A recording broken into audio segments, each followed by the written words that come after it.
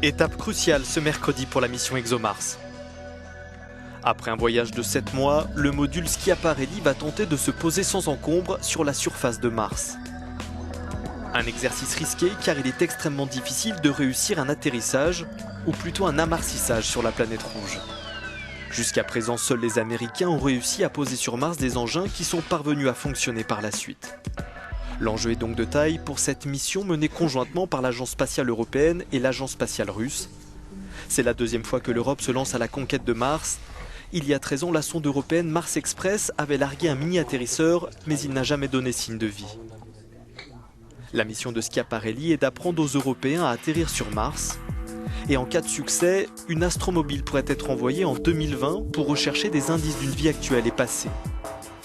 Mars, qui se situe dans la zone habitable de notre système solaire, continue de fasciner les scientifiques du monde entier.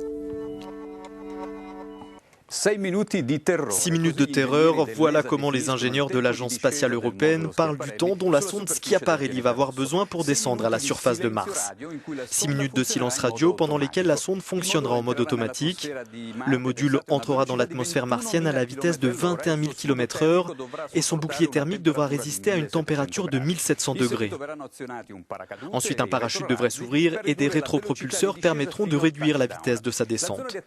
La zone d'atterrissage est intéressante car il y a une chance qu'il y a des milliards d'années, il y ait eu un lac ou une mer.